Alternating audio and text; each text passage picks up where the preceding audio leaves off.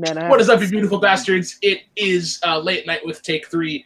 Last week we took a bit of week hiatus due to scheduling concerns and maybe some wifey things, but that's not the point. We are.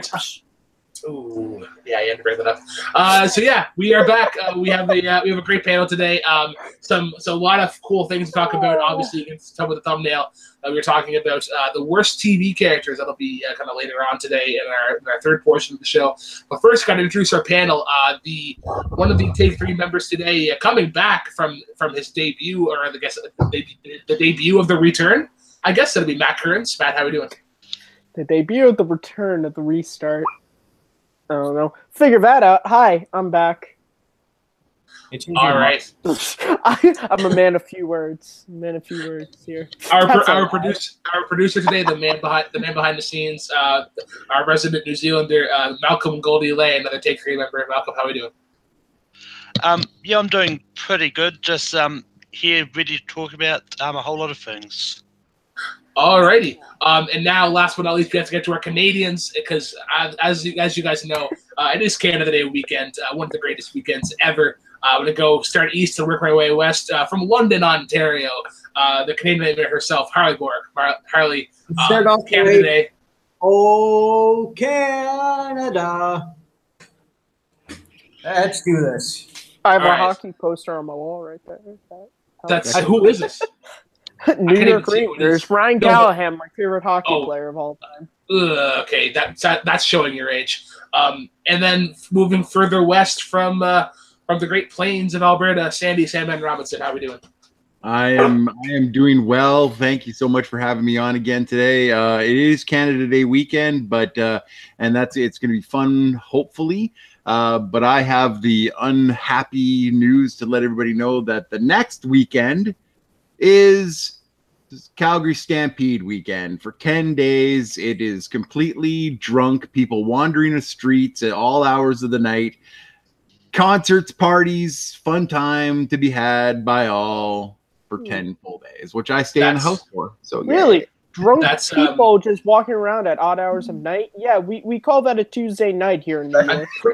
I'm pretty sure that's called Bourbon Street. Yeah, Sandy. I'm pretty sure that's called Brooklyn. Brooklyn. Not that Brooklyn, my Brooklyn. Sandy, I know how you feel. Old Home Week here is it's like the third weekend in August, and it's the exact same thing. It's horse racing and gambling and a lot of drunk people, and it's a sport that I don't have no enjoyment in whatsoever. But enough about horse races. Let's get into the week in the world. We're talking about all the cool things happening over in World Wide Movie Games and their associates. First, we have to rip off the Band-Aid here. A very not fun match for me. Sandy, I'm gonna let you talk about this. You lead us off here in this great match that you have. All right, so it was both of our debuts in There Will Be Trivia. So I've played Brooklyn before. Brooklyn has always been who I would consider a pretty equal person to me trivia wise. So I knew that if I could hang for the first round and maybe get some luck in the second round, that I wouldn't have that I should do okay, and that's exactly what happened. I sort of hung around. Yeah, I sort of hung around in the first round. You were beating me going into the second round, and that's legitimately where the tires came off the cart. Brooklyn rolled my favorite category, Star Trek first. Decided not to take it, so I remembered that number that it was, and Brooklyn took I believe, what was it, like actions fantasy or something like that, or fantasy adventure. Fantasy adventure, yeah. So when you took that, I knew that I had a chance to steal some questions if you had, if you missed any, and I was fortunate enough to take a couple, and then of course a couple. You took all four, not a couple. You took all four. So then we roll into my round, and of course I remember the number that Star Trek is. So like I'm of course take Star Trek, one of my strengths, and I think I rolled through that category pretty well. And then we got to the round three questions, and it was Yeah, Dirty Dancing. That's I got to be honest with you, got caught up on the name of the director. The director threw me off because after thinking about it after the match, and I'm like, oh yeah, like 60s, like all the block keywords made sense. But yeah, Malcolm, Harley, anything to add about our singles match? Oh yeah, no. The one thing you do, you keep Star Trek away from Sandy. That's the one thing you got to do. But unfortunately, I know your history with Star Trek. You didn't. There was no chance. There was no point of you taking it. So I know. Unfortunately, I guess just be happy you didn't get knocked out. But like it was a really really fun match though. Like of course, like with the exception of the two members of Atomic Nation. I'm not Chris Clark. I'm not going to disrespect you guys by mispronouncing your name, but you guys are still one of them. Well, I guess two of 80, but it was still a fun match though. I enjoyed watching it, and of course, you guys are Canadian, so I got to root for you guys, and you guys are also friends. So I'm happy all around. All right, Malcolm, any thoughts? Yeah, I don't have anything else to add. I think it was a fun match to watch. I mean, like, Sandy getting Star Triggers was pretty much nail in the coffin, so it's pretty standard. All right, so enough of that slaughter. Let's get into the team match of this week, which I believe was just uploaded yesterday, which is a super fun match. Euro Trip taking on Knights of Steel. Knights of Steel being Ryan Permison and Kay McMillan, taking on the I guess the first couple in the fan league, Case Cordelesa and Arena Mukna. I'm not sure. I'm probably butchering that last name. I do apologize. But yeah, an interesting match, as I think it was pretty even. Like I think Ryan and Case balanced each other out. So I think it was more so a battle of Arena and Kane. And Euro Trip, I mean, like similar to Sandy getting his strength in round 2, Euro Trip got Harry Potter and Case cleaned house.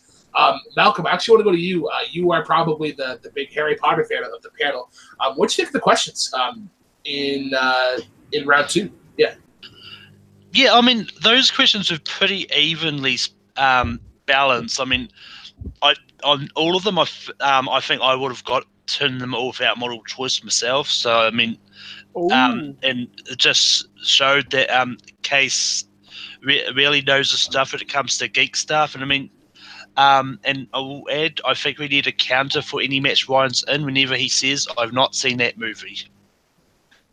I believe that was pitched as a drinking game in one of the chats. And I feel like everybody is drunk. Yes, Molly, I know. Ryan has not seen a lot of movies. We're going to try and fix that, okay? All right. Yes, I know it's bad. Molly. Come on. Okay, so, Sandy, I'm going to go. Molly, Ryan's nice. Stop. Come here. Molly. Sorry, Sandy. Sandy, while I deal with Molly, talk about Knights of Steel in round 3, how they got how Kane missed Fault in Stars. Ryan did get gone to the win. Molly and Sandy, sorry, how they missed the 1998 movie with the director that Cody butchered the name on every repeat. I'll be right back. I'm really sorry. No worries. Okay, so yeah, I watched that whole match today because I knew we'd be talking about it. I just want to say this: I love picking on him because he's such a good guy all around. But Ryan, when you get a question right, act like you've been there before. It's not like you scored your first NHL goal. You answered a question, dude. You should know these ones. So, I answered that question right. You got Gone with the Wind. Come on. It's 1939 Plantation. Seriously, if you didn't guess the Gone with the Wind, you should retire. But no, it was a great match. I thought that Kays and Arena had it locked up after round 2. And it was amazing comeback by Ryan and Kane in round number 2 as well. Round 3 is what got them. I think Kane missed a pretty easy question on the first one. Ryan got his, and then they, unfortunately they missed their 5-point question for the finish. So, overall good match. I really did think it was done after the first part of round 2, but no, actually turned out to be quite entertaining. For sure. Actually, I want to go to Matt now. He's been sitting very idly. Any cool kids in the chat? Any comments on the matches? Any comments about Molly and how she's just spitting vulgar opinion after vulgar opinion? Well, we have Rosika, who of course commented first in the live chat. Thank you for that. Cody says, coming from the person that can't get anyone to join, LOL. Paul says, I think it's Muha. And yeah, people are kind of just filtering in. I have been paying attention to the live chat. I'm kidding. Right. Yeah, people are just filtering in. It's early. I haven't been talking. Damn you. Damn you. Alrighty, let's get into the next portion or not the next portion. I guess the next match. That would be Full Metal. And what's kind of an interesting match. We see Michael Wood getting the W there. I believe this is his first time competing since the mirror image match that he was in with his brother. Harley, I'm actually gonna take the floors over to you. Since you are the resident Full Metal kid. Oh yeah, no, like when we recorded the match and uploaded it this past Monday, like that was a really fun match. Like I was really excited to see the return of one half of Mirror Image. Like it's like they were in like the first match of the There Will Be Trivia team tournament, and I thought they, with him and his brothers like standing back to back, I thought they were a good team, and I'm really excited that we're seeing more of them. And just a little bit of a heads up, you'll see the other half of Mirror Image, Andy Woods, compete in the match that I just posted for Full Metal for that happened this week, where we find out the second to last competitor to join Michael Wood, Paul Yama, Dominic, Robert, in our Full Metal Challenge winner, winners. Coming up not next week but the week after, so I'm really looking forward to all of that. Like, and like last week's match was really fun to watch as well. Yeah, and that's kind of the great segue to go to Malcolm, I guess. So like Harley mentioned the next winners challenge. You got people like Paul Yama who won the first one, and then you have Robert Parker, Dominic Rizzi, Michael Wood. Who is the big threat to Paul? Like who should Paul be worried most about? I mean, like I think Robert might be the first one in instinct, but Robert's played a lot of matches, and you kind of are familiar now with Robert's strengths and weaknesses. Yeah, I mean, like, no offense to Michael, but that like Full Metal Trivia match, it was, I think someone said it was one of the most lowest scoring ones that they had. So I mean, it's like, I was in it. Yeah, with the shade. Well, I was in it. So, but I mean, I can't remember what Michael's final score was at the end there. But like I think he could do some well. But I mean, we've got people like Paul Yama, Robert Parker in there. Then like those are two probably big heavyweights when it comes to trivia. So I think either one of them could easily take it. Yeah, for sure. We're now going to Sandy, unless you have anything to add there with the Full Metal matches this week.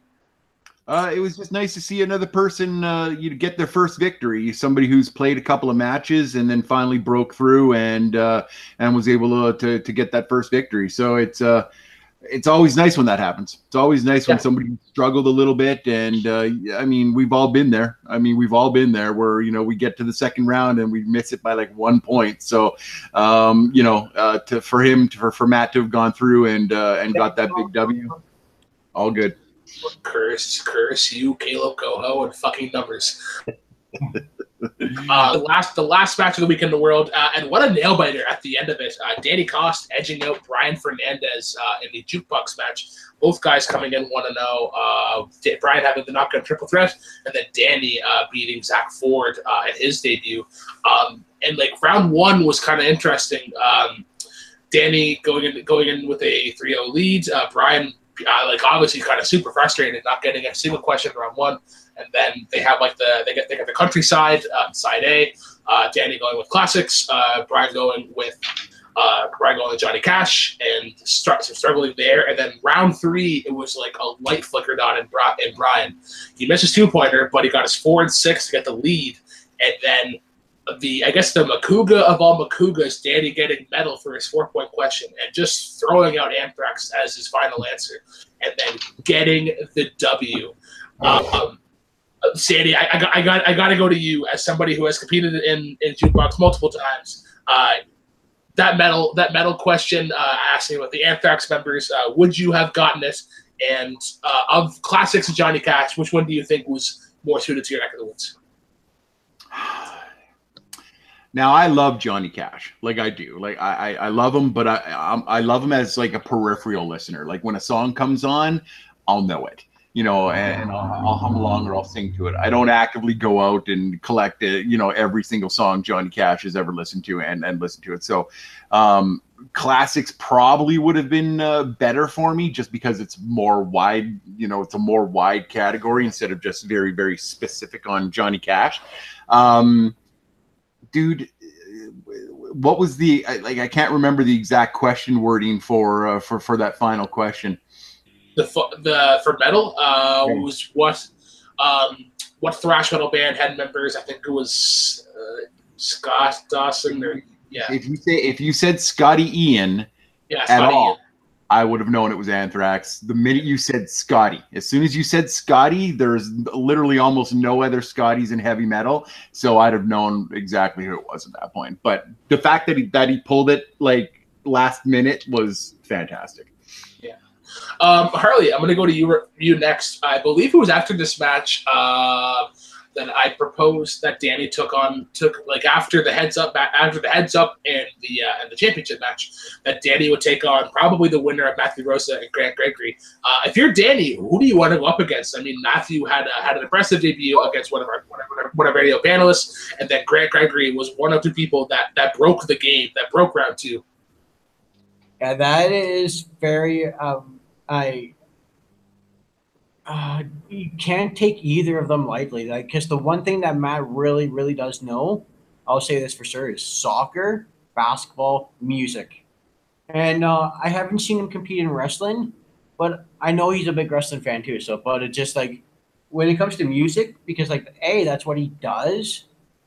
Like he's a musician himself. So, but it just also that is just 2 scary people that you probably don't want to go up against. Like Grant. Like if you're going up against Grant, one thing you really, really, really don't hope for is Ramones. But it just completely, it's just scary thought to go up against either of those 2 in music. So yeah, that's the block. All I can say. Malcolm, your thoughts on the Danny Cost Brian match? Yeah, I mean, I don't have much else to add to this. It was a fun match to watch, and but I mean, I probably would have been able to do that same lucky guess when it comes to metal too. Because I mean, I'm not a metal person, but I kind of only know one which, like, my opinion, really fits into metal, and that's Anthrax. So. You're not wrong there. All right, guys. So that covers our first section of the show, A Week in the World. Now we get into Hollywood happenings. We're talking about all the movie news of the week, and man, there were some big things to happen. The Glass poster, the poster for Glass dropping. I think it was today. Super cool poster. Really love that. Spider-Man 2 title got dropped. Far From Home, I believe it's teasing the Kraven's Last Hunt storyline. Star Wars is holding off on some of their spin-offs. I'm sure we have a very culture. They'll have to pipe in their 2 cents, and then DC kind of picking up some steam, getting their own Netflix service. They had a cool announcement, a trailer, which could be a game changer for the streaming service. Matt Kearns, you've been sitting quietly. I believe this is kind of your time to shine now. What movie news stood out for you this week? Well, someone else will probably talk about the Star Wars one, so I'll talk about the DC streaming service because I think I might be one of the only people here who actually saw the announcement trailer. Which, when this was announced that they were doing this, I said if they do what it looks like they're going to do, I think I might have to sign up for this. By the looks of the trailer, you were getting access to all of the DC movies that Warner Bros. Produced. That means all the Superman films from the 80s, all the Batman films from 90s, 2000s. It also looks like they're going into the TV show universe as well. There were like 1 or 2 quick shots of the Max Fleischer Superman cartoons, which if you don't know the Max Fleischer, that is the old school. That was the first ever like Superman animated thing before the 90s show. And that's been something that Warner Bros. Has really neglected. They made like 1 DVD release. So the idea of having like 1080p versions of those cartoons along with all of the movies, all the new content that they're producing. They just released images of the Robin costume from Teen Titans, which I'm a huge Titans fan of the comics, but mostly the old Cartoon Network show. Not that Joe crap, although you're making Nicolas Cage Superman, so I might see your movie. But this just seems awesome. Like I'm a DC guy, of course, so I'm pretty much the target audience for this, and they're selling it on me. So yeah, I'm excited. I kind of disagree with you on Teen Titans Go. I've watched probably like a dozen episodes of this, and I thought it was really cool. I'm actually looking forward to Teen Titans going to the movies. I have a question here, though. Did you watch the original Titans show? Yes, the one that had a theme song where if it was the Japanese theme, it was Teen Titans, let's go. Yes, that one. Yeah. If it was the Japanese theme, it was like a kind of like a lighter show. But if it was the English theme, it was a serious show. Harley, I want to go to you next. What news stood out for you this week? I was kind of like I heard about the Star Wars spin-offs being put on hold last week, but it's just like you're 1 for 1. One really good one bad one pretty bad one. So just like Rogue One was, I'll defend Rogue One for a long time. High fives, brother. I really do love Rogue One. Han Solo, no. With the put on hold Obi-Wan, I hope you put on hold Obi-Wan and you don't take it off the shelf at all. We don't need one. There's not really much of a story to tell there. If they couldn't find a good story to tell with Han Solo, they're not going to find one with Obi-Wan in the desert. There's more because like the Obi-Wan story's been told. But don't be so. I hope this is not a reaction to Han Solo. More of a reaction to the Disney trying to buy Fox. I hope that's the case. Just because, like, I want to see more of them. There's a lot more. There's a lot of stories you can tell. Just because you have one bad one doesn't mean okay, this is not going to work. That's the big one there. DC streaming service, like, hell, I'm not the biggest DC fan, but like, I've always been a huge fan of Batman and his rogues gallery and all that. Like the Arkham games kick ass. Like you could do a whole thing revolving around that, and that's a reason enough for me to get it. So I'm definitely looking forward to that. Like I'm like. I guess to kind of echo off of the Star Wars point, I'm not the biggest Star Wars fan, but I've always thought that a movie about the Empire would be really cool. Maybe somebody like Grand Moff Tarkin, or even like Darth. or like Darth's like you could, even if you want to go Darth Sidious, Thrawn I think has been speculated for a while. I wouldn't even mind what's his name, the guy from Revenge of the Sith, and he had like the four Grievous. There we go, General Grievous. Okay, yeah. I think that would be kind of interesting and cool, but I'm like of everybody on here, I am the least passionate about Star Wars. Malcolm, what was the news for you that stood up this week? I think it was the Glass poster that you were pretty happy about. I mean, for me, it actually wasn't the Glass poster. I just put it there because I knew it was dropped. But okay. I'll bounce off the Star Wars point again. But I mean, for me, I am a fan of Solo. I mean, I didn't think it was a good movie. It's not going to be in my top 10 at the end of the year, but it was decent. I mean, as a standalone movie, maybe not as part of the Star Wars series, but as a movie just on its own. But the ones that really excited me is probably the Spider-Man news that came out. Like the Far From Home reveal was clever, just getting Tom Holland to fake leak it, which I'm pretty sure that he had permission from because he was at a Comic-Con that day anyway. But I don't think it's setting up for Craven, because I think Feige actually said it's going to be in London or something, and Mysterio is going to be one of a villain in it, because Mysterio's going to be played by Jake Gyllenhaal apparently. I have seen that news at some stage. And I mean, the other side of things, Jared Leto playing Morbius, it's in the other Sony spin-off. I kind of like to hope that they would have waited to see how Venom was going to do before they tried to announce any more spin-offs on that side of things. But I mean, Morbius is an interesting villain anyway, so Jared Leto could do good well. So yeah. Then again, we thought Jared Leto would be a good Joker, and then I think for me he got wasted. Sandy, what was the news for you that stood out this week? Well, everything that you guys have brought up, DC streaming service, that's fantastic. As a DC fan as well, you know, it's big news for me, because just like Disney's streaming service is going to be, you know, having one place where you can go to find every single thing that you want. I mean, you know, let's give it up to the WWE network here, guys. They started it all. I mean, where you can go to one place and find every single match known to history. Disney and DC and all these other places are just picking up on that and giving it to us. So yay.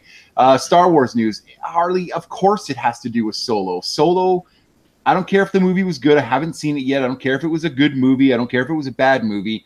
It sucked monkey balls at the box office. Like, it did horrible at the box office. You got to remember, these guys paid for pretty much 2 movies, you know, to be done. And they're not going to make that money back forever. So that's exactly why they're going into it. But, you know, you could be right as well about it, you know, having to do with the Fox acquisition. You know, they had to put, you know, so much more money, you know, to put Comcast out of there, that maybe putting some movies on the back burner, taking it back. Because I'm a little bit on Christian's side about this one, because I do think that Star Wars is getting oversaturated, and I am one of the biggest Star Wars fans in the entire community, because I've seen them all in the theater in their original run since I was 5 years old. So make it special again. Let episode 9 come out, wait 5 years, you know, then put another movie out. Stop with these little one-offs. You know, they're great.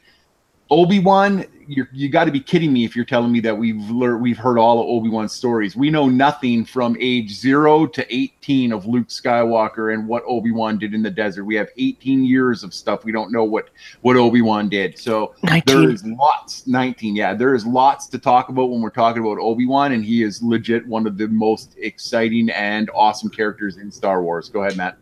Can I just pick it off? One of your points is also, I love Rogue One. It's my 3rd favorite Star Wars movie. But when you look at from just a business smart thing, both of the standalone movies they have done, behind the scenes stuff, reshoots and all that stuff, Lots of money. Look, Rogue One happened what happened. They had to redo endings. They had to do all this.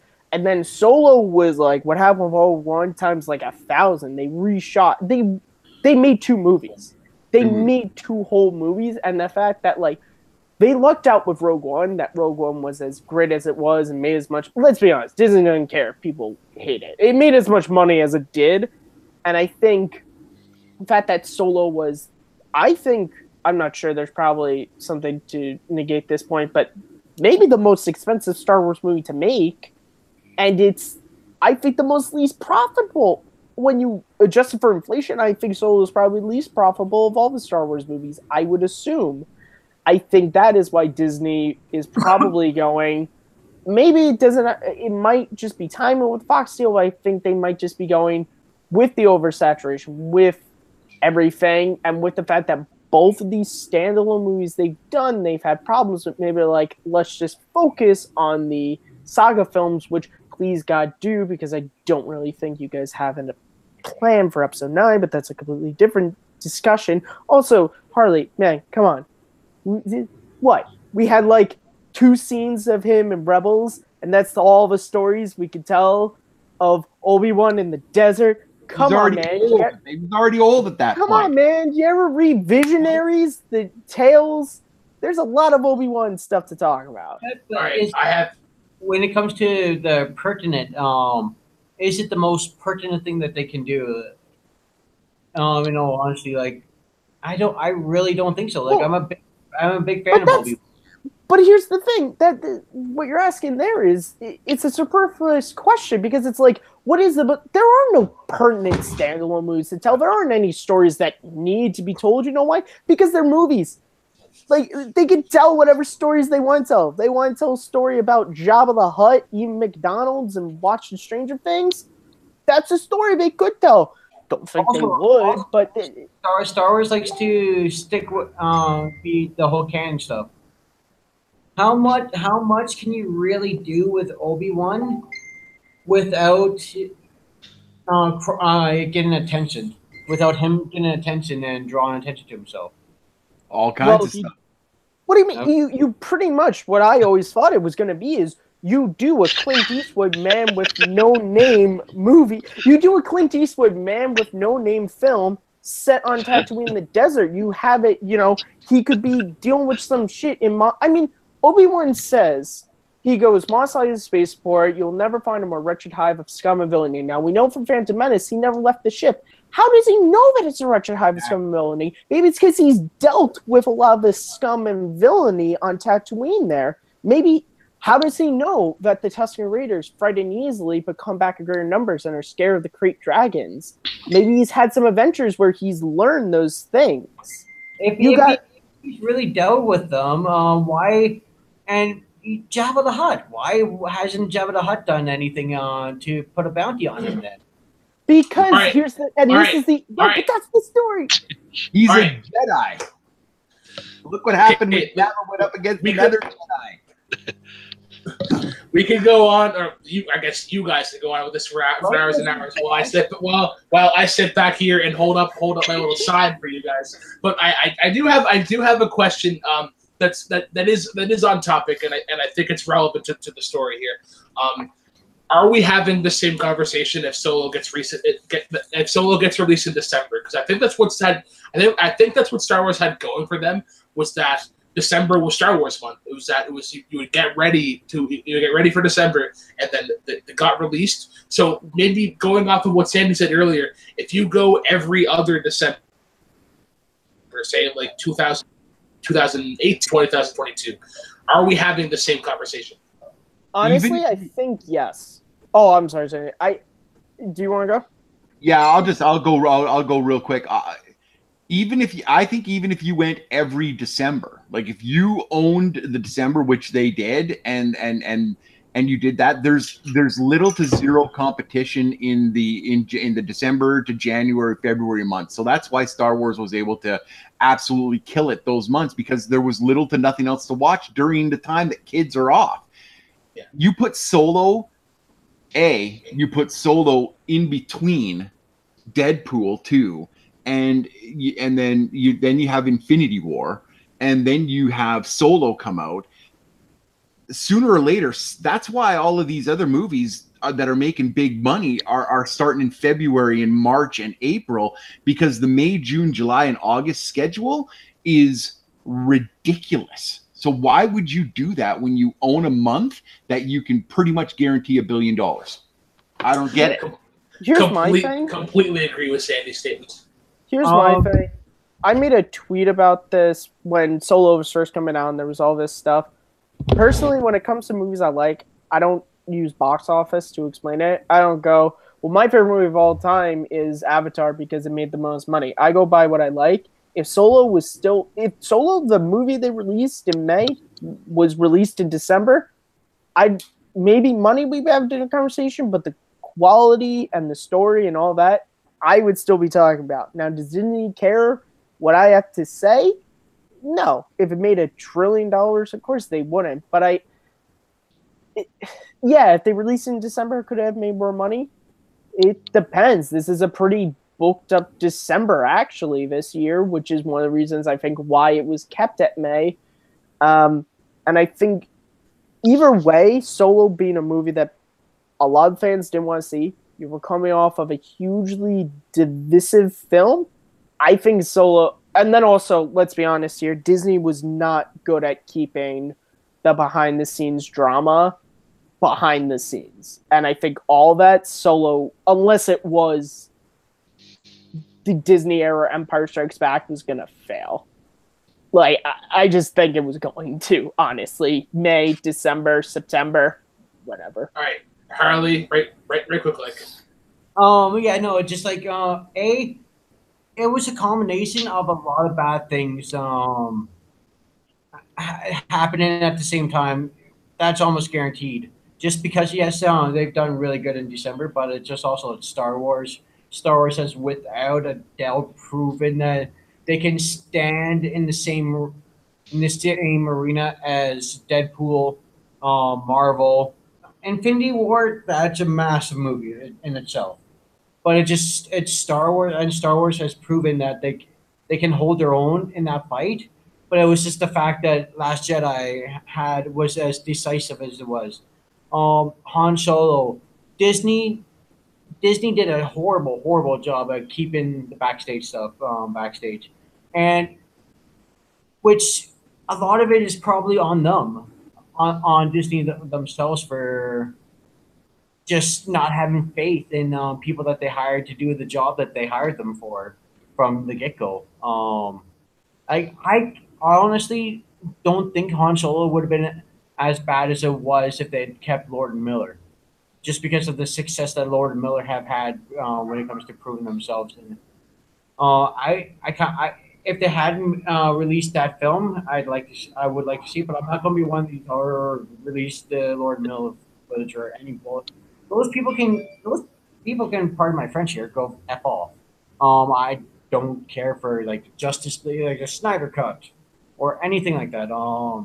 What's released is what released. Don't need to see all these like director's cuts or these other directors or whatever. Like those other additions. Like the 47 million cuts there are of Blade Runner. Yeah, but it's just it's also just one last thing. Yeah, no, but I think if it was in a different scenario, you didn't have those factors in it itself, Han Solo probably would have been able to stand on its own 2 feet in that period, just because it's Star Wars, it's Han Solo. By those factors alone, it should be able to survive that field. But Disney kind of shot themselves in the foot there. Yeah. Matt, any cool kids? Any cool kids in the chat? Any topics that we missed, or any opinions that were brought forward?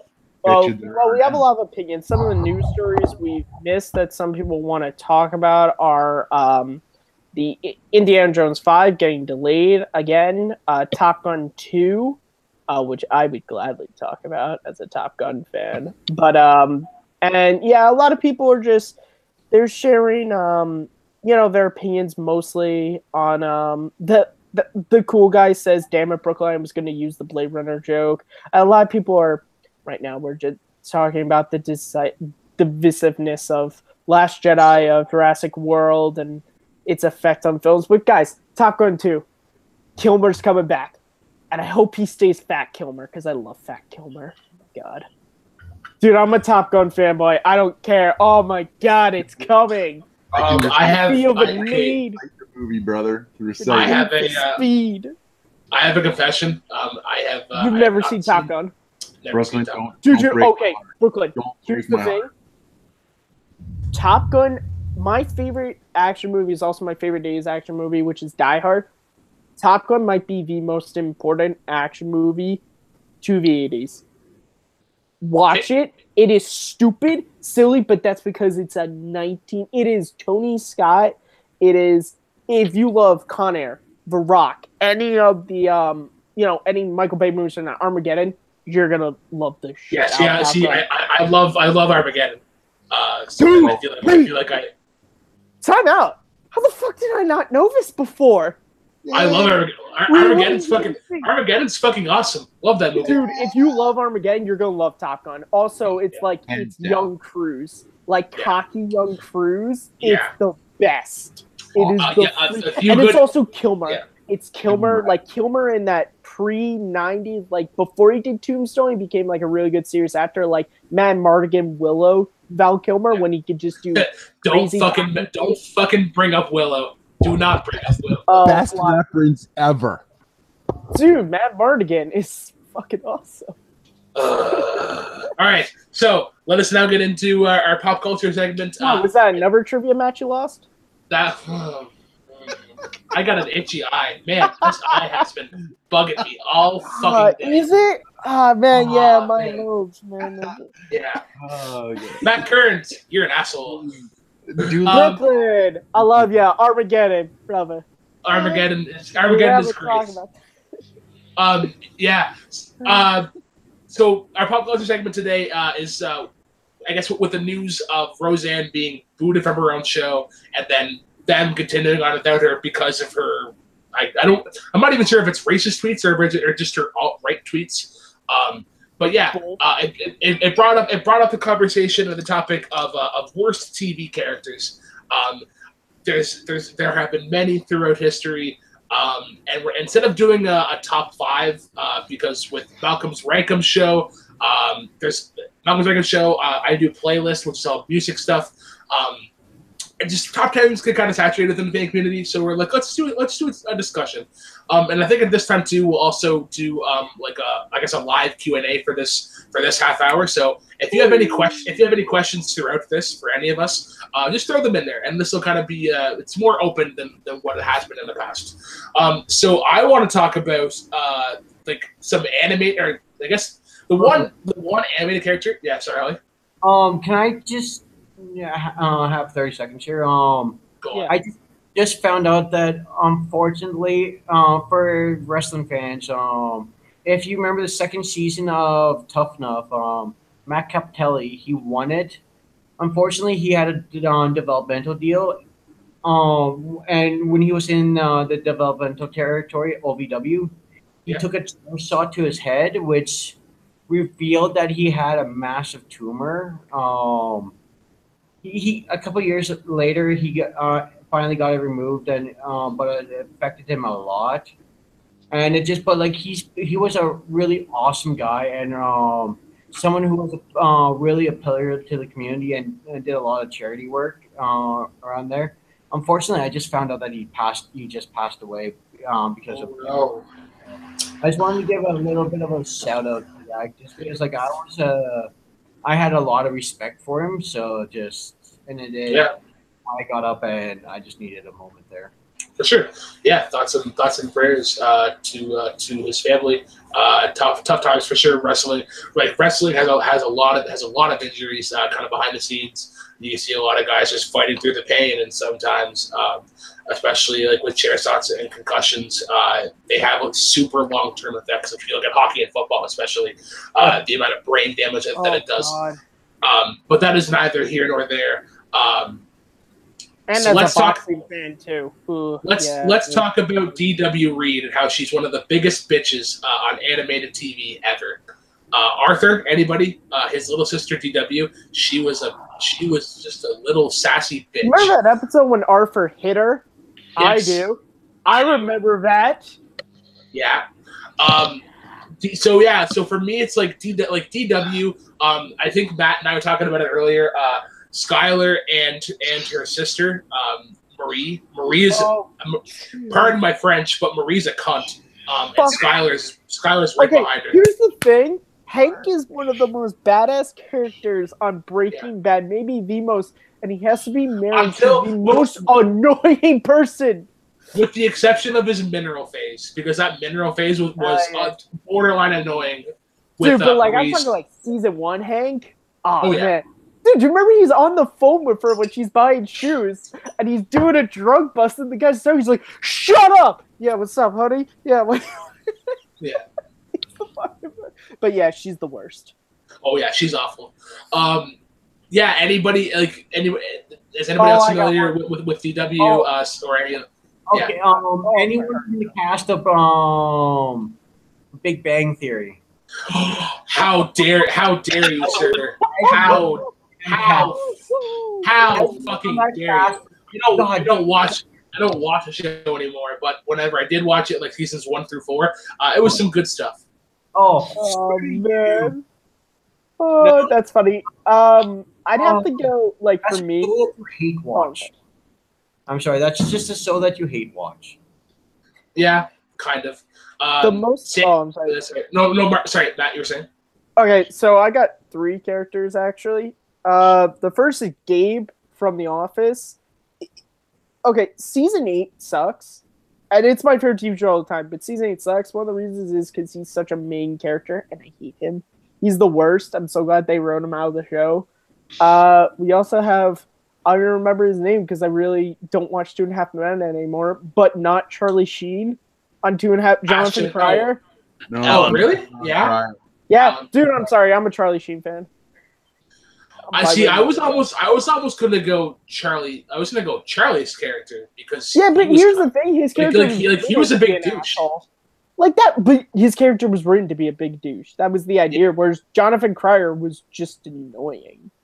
Like they tried to do that thing where it's like a Jekyll Hyde thing, where you have one character who's so one extreme, so you write the other character as another extreme to try and balance it out. Except whereas Charlie Sheen was funny in how much of a douche he was, Jonathan Cryer and his little just annoying thing was just annoying. There's a reason why the show didn't really work after Sheen left. Malcolm. What are some annoying characters that stand out for you? I'm going to bounce off one that's mentioned in the chat here.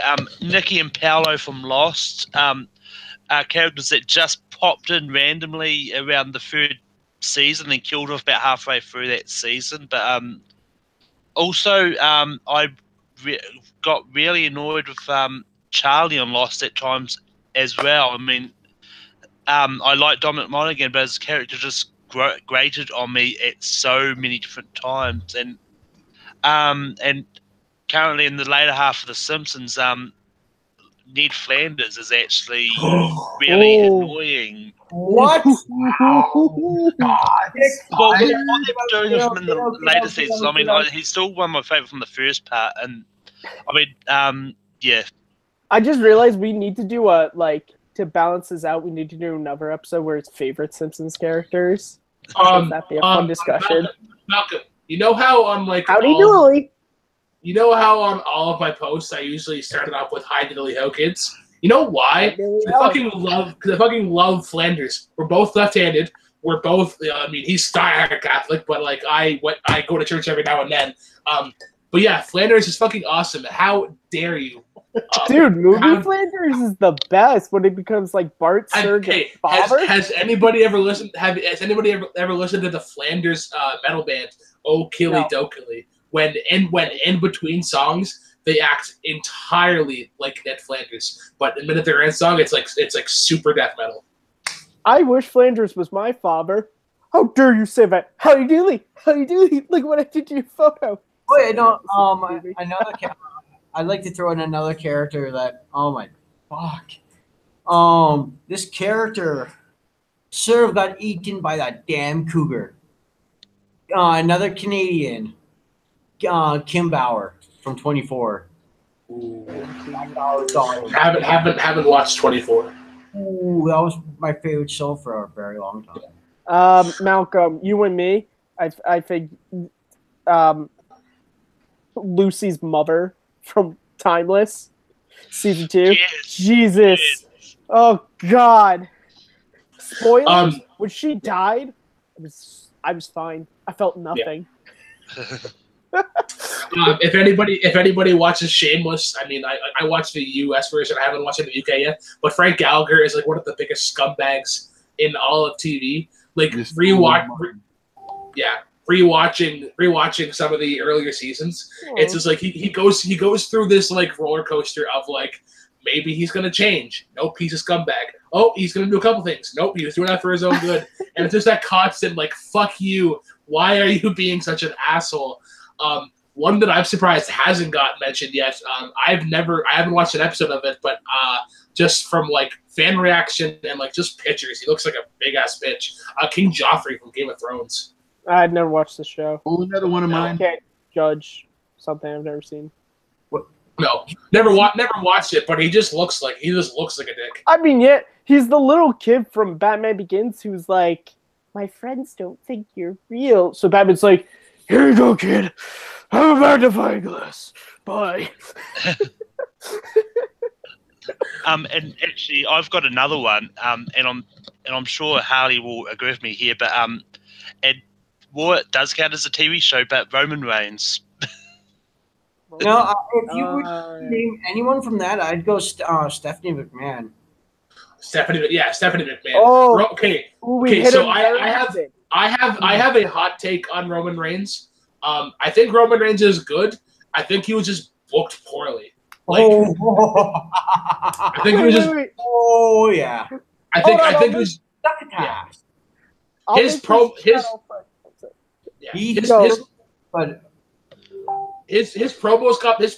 got better, and his wrestling is not awful but not great. But I think it's just that he is the textbook definition of Vince McMahon likes big sweaty men. Vince McMahon likes big sweaty men.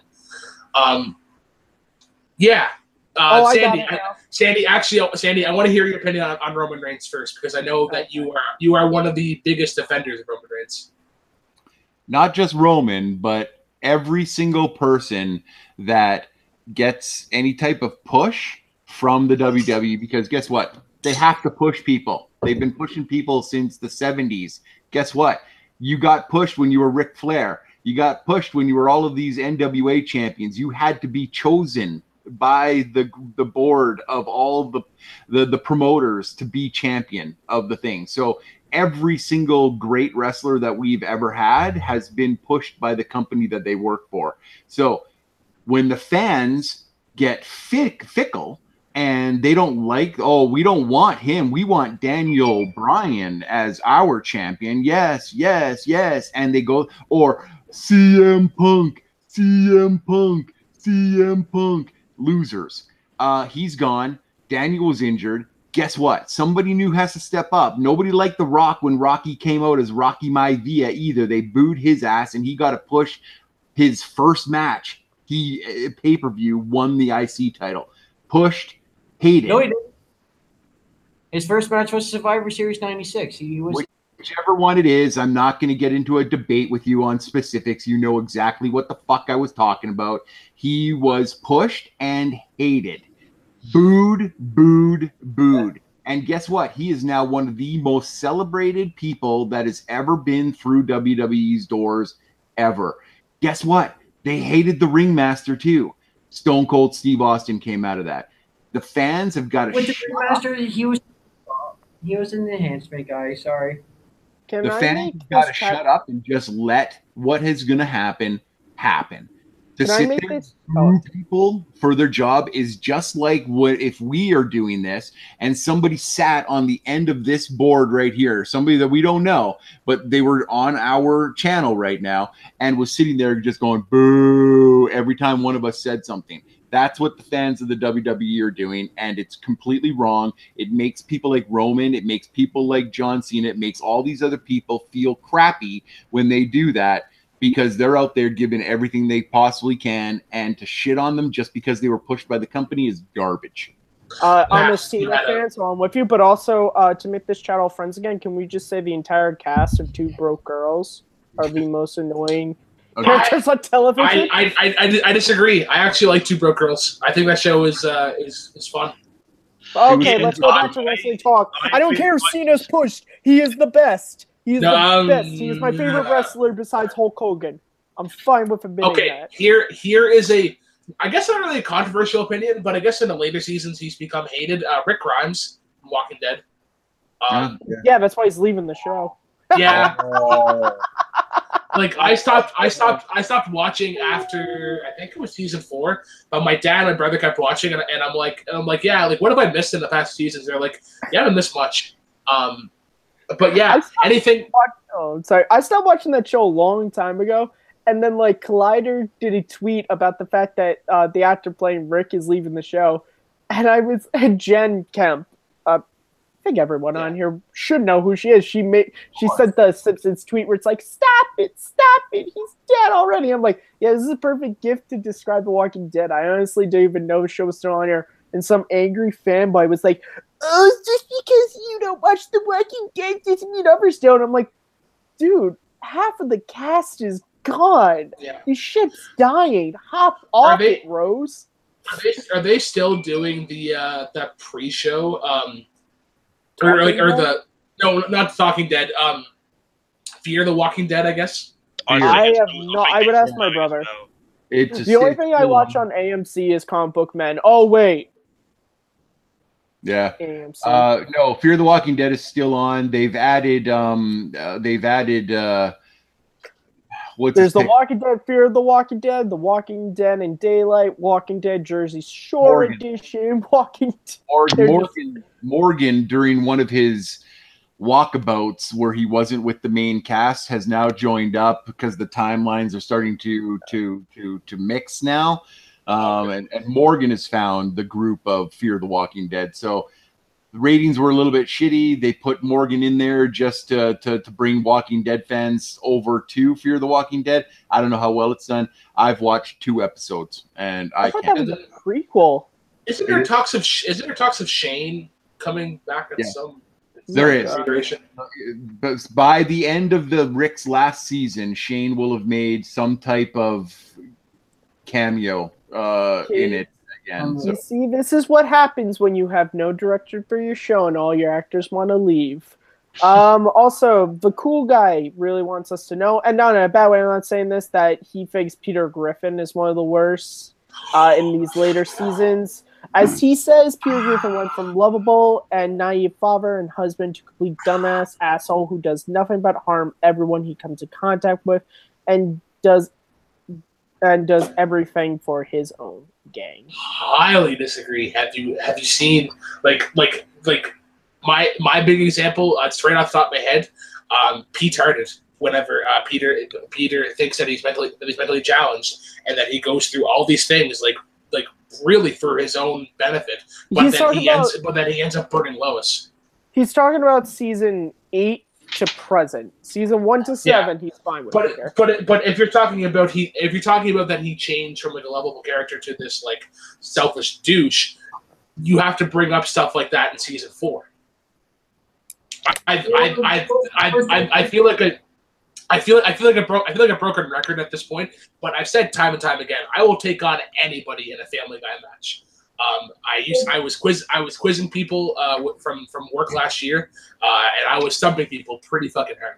Harley, the pilot episode where he defrauds the government for welfare. Well, then he ends up giving the money back. Well, to football fans, and don't give football fans more money. All right. Oh, sorry, Malcolm, you're saying. Just for another one out there, Iris West from The Flash. I was about to say that! Right? She's apparently the boss of Team Flash in season 4, yet she has I'm sorry, me and Malcolm have talked about this time and time again. She was a horrible journalist who only got stories because Barry was in love with her. She has no powers, no training like her father, yet somehow she's the boss of these people. Fuck Iris. All right, Sandy. And Sandy has yes. Yeah. Sandy has been patiently waiting here for some characters. Sorry. The floor is yours. All right, I only have one because apparently you guys were just like adding on to your pile of list of hated characters, and at least 3 of them were mine. So the only character from TV that I am going to say that I hate more than anything on the planet is an actual real person, and he uses his real name. I once said that if the Purge was real and we were allowed to just go around and kill people randomly, this would be the first person that I would go for. And that is the worst actor, comedian of all time, Tom Green. I want him erased from the planet. I hate Tom Green. I hate him. I hate him. I hate him. I hate him. I hate him. I hate him. He's the worst. Really? He's a meatball. And if you want to just name some of the shows that he's been on where he was horrible, he's been on Trailer Park Boys multiple times. Sucks. He's been on any show that he's on. What was that show what was the name of his show? Tom Green sticks his head up a dead moose's head. That could have been it. But yeah, no. Tom Green, off the planet. Get him off. He was Bob the Butler. He's still working actually. I'm pretty sure he did a stand-up show here a couple months ago, maybe. I'm not sure. He was married to Drew Barrymore at the PEI Civic Center. That's like that sits about 4 people.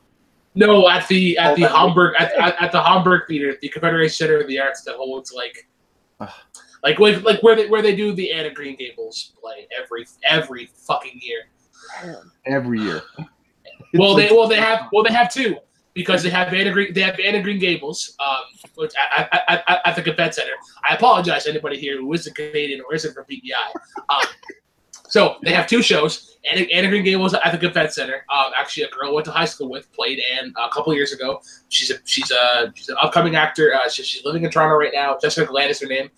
She got married because her name is Jessica something. But then there's Anna Gilbert, which is done at the Guild across the street, which I think is a looser approach on it, but they go the same pace, and I can't imagine because like that's all the tourists talk about, and I've yet to see Anna Green. I've yet to see Anna Green Gables or Anna Gilbert, and I pretty well refuse to because it just suffocates our island from July until September. But anyways, the thing that I wanted to kind of bring back, I guess, because I think it was on the video games the Pokemon episode that we had a little bit of a mini debate. So, of the 4 people here, which 2 of you would like to do a quick little speed round? What, on video games or on movies? No, on TV shows. I have one question. Yeah, sure. Matt and Sandy. Okay, so we got Matt and Sandy. It'll be Malcolm and Harley and I will be judges. It'll be 20-second open, 15-second open, 15-second rebuttal, and then we'll give our thoughts. So I think this is kind of I almost beat Dan Moe in a movie fight. I think it's kind of a cool way to end the show. But so the question is, I guess I kind of have to create a scenario here. In an alternate universe, where in Big Bang Theory, where Leonard is no longer Sheldon's roommate, Sheldon has to get a new roommate. What is of the characters that we mentioned, who is the best roommate for Sheldon? Or if you want, you can introduce a new one that we haven't talked about. Okay, wait a second. So are we talking about would the show still be the same boring crap, or would this actually make people want to watch the show? What is the most interesting roommate for Sheldon? Okay. Well, we mentioned Charlie Sheen, so I'm just going to say Charlie Sheen as himself. All right, cool. I'm gonna go somebody totally different, but still related to television. She stars in her own show now, which is pretty popular, Jessica Jones, and I can't remember what her name is for the life of me. but I want the character from the bee in apartment 33. Oh, don't trust the bee in apartment 23. That's right. I want that character to be Sheldon's roommate on Big Bang Theory, because she wouldn't put up with any of this crap. She would completely hound him. He would be flustered beyond. All right, let's save our arguments here. So we have Charlie Sheen's character from 2.5 Men. No, Charlie Sheen as himself. We talked about No. Unless Charlie Sheen has played himself in a TV show, I will not accept that answer. Fuck, fine. All right, I'll take Charlie. All right, so Charlie Sheen's character from 2.5 Men against Chris Nerda's character from Don't Trust the Bee in Apartment 23. Matt, since you said Charlie Sheen first, I'm going to give you 20 seconds. Your time starts whenever you start talking. Okay, here's the thing. Sheldon is an annoying, boring character. We get Charlie Hunnam, I believe is his last name in the show. I'm just going to say Charlie Sheen. He's going to go out. They're going to party. He's going to get them drunk. He might even have Sheldon die, which might make the show a lot more interesting because he will be gone and it will just be Charlie. He'll also make all those nerds a lot cooler by association. Charlie, he's rich. He's cool. He sleeps with women. Time. All right. That was 20 seconds. Sandy, 20 seconds starts today. We start talking. All right. Switching up the dynamic to have a girl come in there, especially a girl with that type of attitude who is just all about herself and all about, what type of lifestyle she wants to live. That's not only going to make Sheldon less annoying, it's going to make the show more exciting. It's going to, you bring in characters like we had James Vanderbeek, as part of his. There's more characters that she's going to be able to bring in to make the not so enclosed. Time. Excellent. I love how you guys end when I say time. 10-second rebuttal. Matt, you go first. Time starts whenever you start talking. Sorry, 15 seconds. Okay, the argument here is what character would make the show more interesting. You said the girl from Apartment 23, not James Vanderbeek, who she's bringing in. Charlie Hunnam would actually make this show a lot more interesting because he's a funny, cool character who didn't get a show canceled because she was boring. Keep going. You got like 6 seconds left. I'm going to get Tiger's Blood. He would bring in Tiger's Blood. Sheldon with Tiger's Blood. I would actually watch that show. Time. All right, Sandy. All right, 15 seconds. Your rebuttal whenever time starts and we start talking. All right, Charlie Sheen was so awesome on 2.5 Men that he got fired and sent off into the Wayland. And then by the end of it, they couldn't even. God. Oh, that's you're not timing me. Okay, at the end, they didn't even bring him back as a special guest. They just dropped the piano on somebody that looked like him. My character went on to star on a new show. Awesome, great. The actress did, not the character. The character got canceled. That's true. Alrighty. What an interesting we had here. Harley's just biting her. Let's jump on the scene here. Yeah. Oh yeah. No. This year was really back and forth for me. Like at first, Matt, you had me when you said Shelton would probably die. That's a win in my book, 110%. He probably would kill him. But then doing a little bit of fact checking in my head, you said Charlie Hunnam. I don't know who that is. Charlie Harper was on 2.5 Men. Harper, yeah. So I said I would. That has to take it away from you there. So you didn't even know the name of her character. I think that cancels out because Matt said in his debate, I don't know the actual character name, so I'll just refer to him as Charlie Hunnam. So I will give them the benefit of the doubt. That's you as a judge. That's you as a judge. Yeah. But when it comes to my final decision, what sealed the deal was Brooklyn going 10 and Sandy just like freaking out there a little bit. So I have to give it to Sandy there. What? That wasn't even part of the debate. Hey, what can I say? All right, Malcolm. Who won this? Who won this very prepared, very depthy debate? Yeah, this is a hard one because Matt didn't really say a lot about Sandy's character as to why it wouldn't be a good choice. But but then again, I'm probably going to go Matt on this one, because he did give a lot of good points as to how Big Bang Theory would be more interesting with Charlie Sheen rooming with Sheldon, like in that rebuttal thing. Like I've said, he did get a bit flustered with the time, but I mean that's not against him or anything. But yeah. Anything in the chat at all, guys? Any of the characters that I missed? Sheldon needs to be put in his place, and Viper, odds are he kills Sheldon. There's your finale. Jonathan Peck says the entirety. Jonathan Peck is still just talking about his most hated character. It's not really the. Okay. All right. Cool. All right. First on this Jay Olvera guy. I don't. If you're assuming Cartman for one of the worst characters or annoying characters, screw you. I'm going home. Thank you. All right. We have 5 minutes left. I have another question, and I think Malcolm and Harley. You didn't choose. You were the deciding vote. Who wins between me and Sandy? Oh, between you and Sandy? I'm gonna have to go.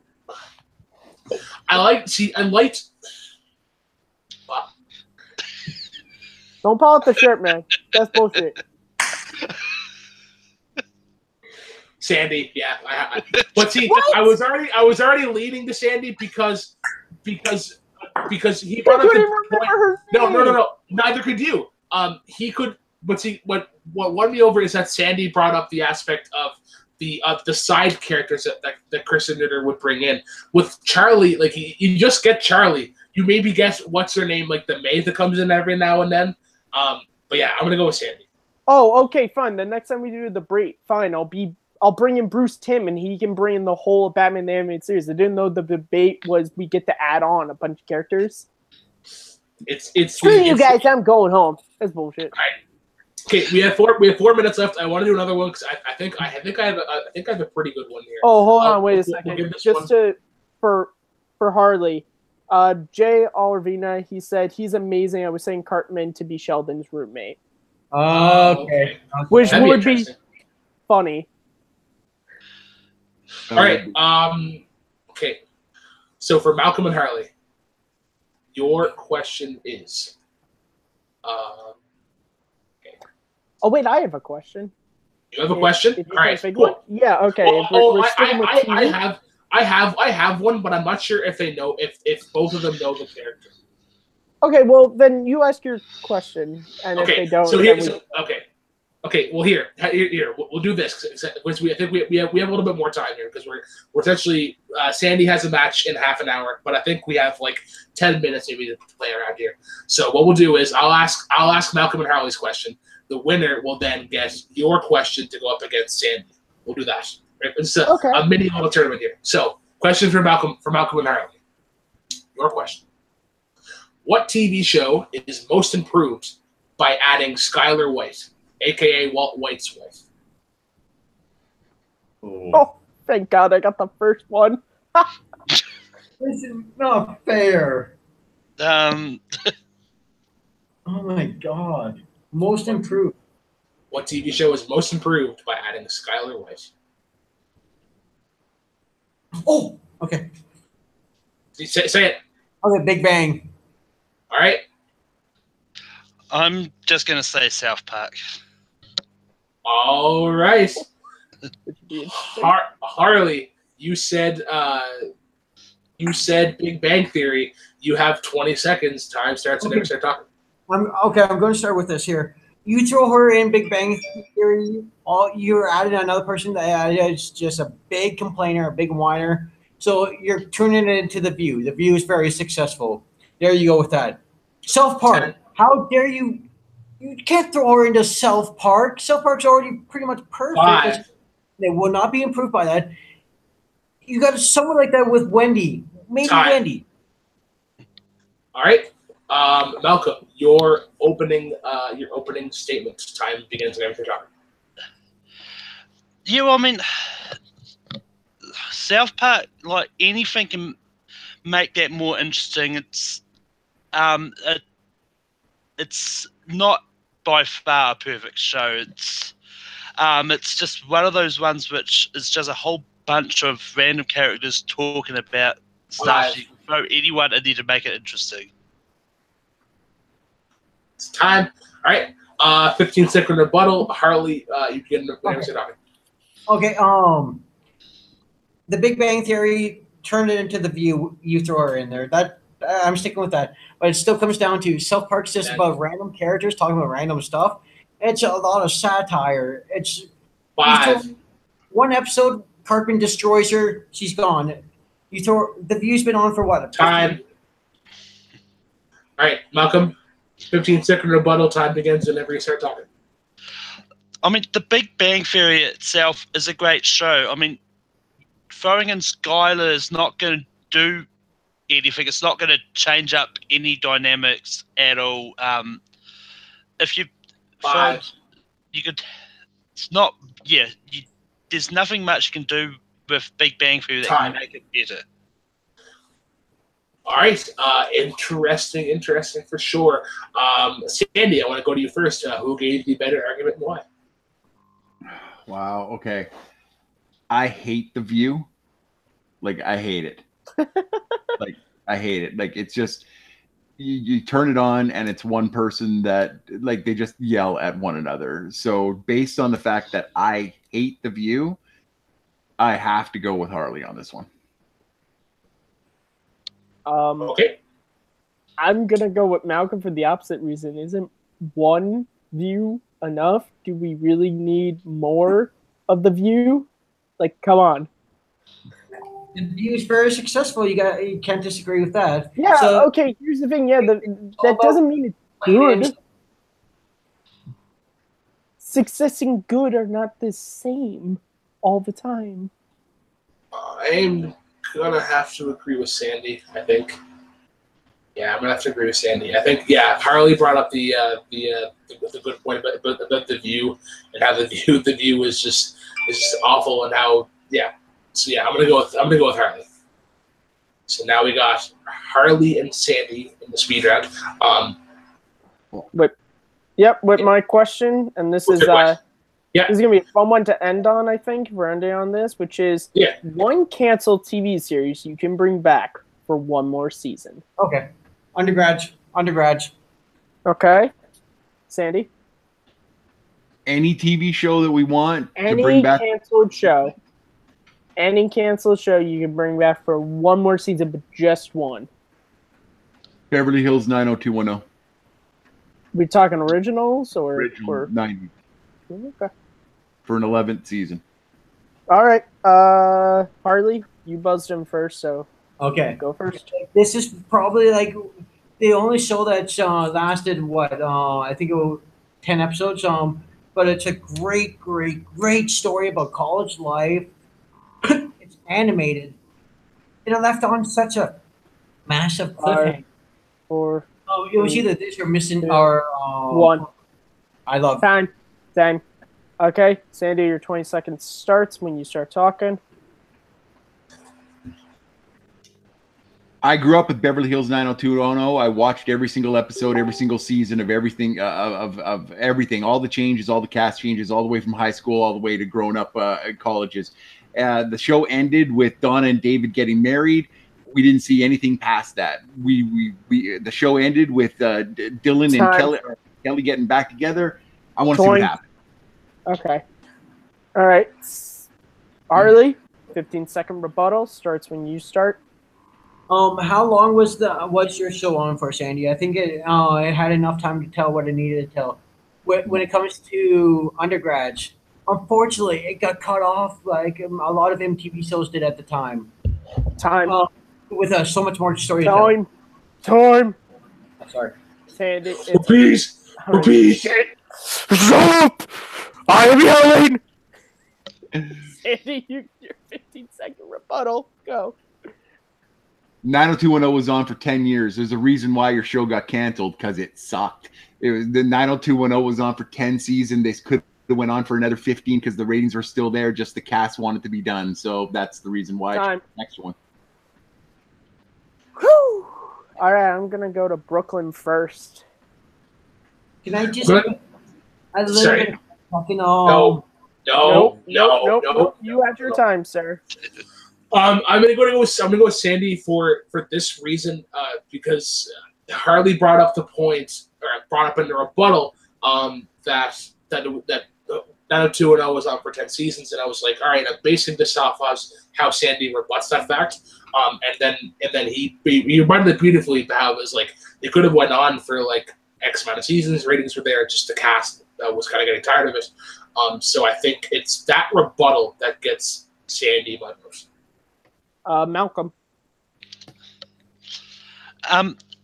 Yeah, I'm going with Sandy for the same reason as Brooklyn. Because it's like a lot of MTV shows aren't that good to begin with. So I mean, Teen Mom is pretty good. There's a lot of like bitchy casting. It's my guilty pleasure to watch with Sue. God. But I mean, Beverly Hills 90210 is one of those ones that it was one that stopped because the cast wanted it to stop and not because of ratings and anything. So, I mean, he brought up a really good point, which cemented his win there. So, for me, I was kind of a real blank slate. Never seen any of these shows, ever. So I had no personal thing. Sadly, Harley, I'm going with Sandy because Sandy was able to talk about what you could possibly see with another season. You didn't really capture me. Like Sandy was like, oh, you could see them grown up more, adult. You didn't really sell me on like, this is what you could do with another season. So, sorry, man. And your winner of the impromptu speed round tournament. Undergrad is probably one of the most requested shows to be brought back for another season. It's just the creator just didn't have the funds to do it. Yeah, 2001, it's been like the most requested. So to continue. So Sandy is currently the speed round champion. I'll have to inform the cool kids over at Movie Battleground. No, that's as close to Movie Battlegrounds as I get, guys. Oh yeah, me too, probably. I would. All right. No. Also, that the cool guy, he absolutely hates Family Guy. Oh yeah, he does. Okay, I will debate as to why. But he likes Boy Meets World, so he does have taste. He does. Yeah. I love Boy Meets World. Awesome. Boy Meets World is awesome. Boy Meets World. yeah. Fuck Girl Meets World. One of my favorite moments in Boy Meets World is whenever Topanga and Corey just get married. And keep in mind, like this is like when I was like 9, so keep in mind I have like a 9-year-old vision right now. It's whenever they go on the honeymoon, and then Topanga's like in the bed like with the sexy pose or whatever, and then Corey walks in, like pops under the covers, looks up, and is like, thank you. And then it's like as a 9-year-old, like that was pretty fucking hilarious. Oh, dude, I thought you were talking about the moment from when they get married and Sean comes in and they're having the fight, and it's just, oh, okay, you want to do this, Sean? Go get her, Topanga. Yeah. And the best, Eric is my favorite character on the show. The best moment from that episode is when it's they're talking about Sean, and Sean Park is like, "Ha, Sean's poor." Yeah.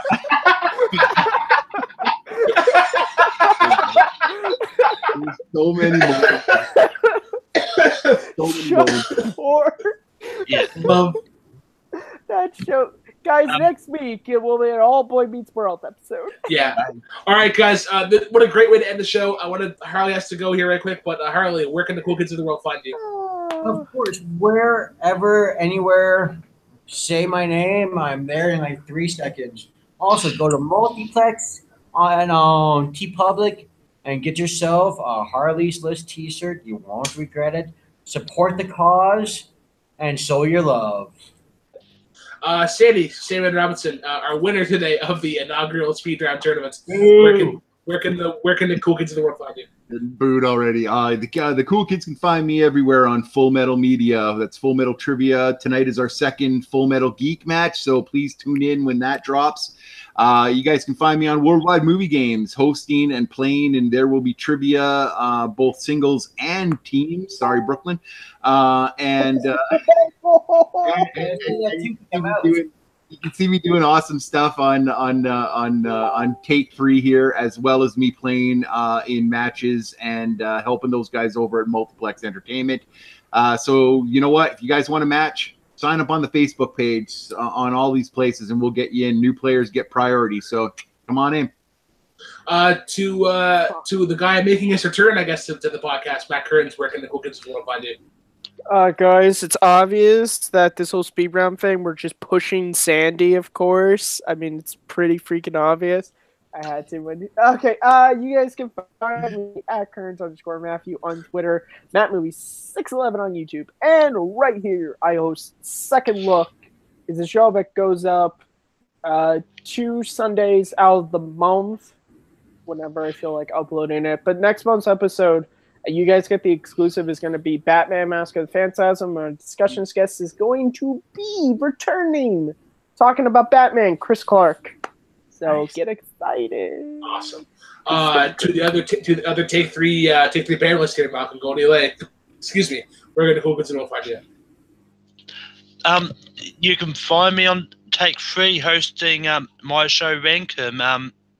And this week is going to be a bloodbath because it's songs from musicals.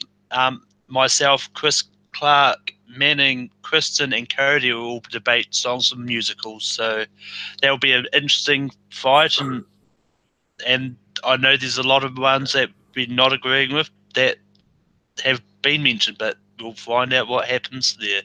And also you can find me competing in trivia on Worldwide Movie Games, Multiplex, all over the place. All right, and last but not least, I'm the Black Country Broken Veil. You can find me here late night with Take 3. We try to go every Friday, but shit does happen eventually. You can find me on Jukebox Trivia. We go live every Mondays. Be sure to check us out this week. It's going to be a triple threat. Suresh Sharma taking on Adam Morales and Jeff Aryu, which should be a great match. Be sure to check out our countdown of the top 12 songs of summer. That was a super fun panel. You can see Chris Clark trying to reason why "It's Raining Men" is one of the best summer songs ever. And you can find me. You can find me here. Yeah, I wish I was joking.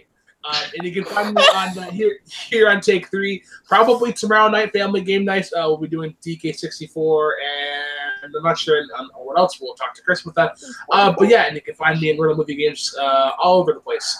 Anywhere, just go trivia. Be sure to like, comment, subscribe. Take 3. Find the Facebook page. Go check out Full Metal Media, Juicebox Trivia, Real Movie Games, everything. The community is such a great one here, and it only grows. I've yet to see it shrink immensely. But to everybody here, thank you for panelists. Again, like, comment, subscribe, and as always, guys, drive safely.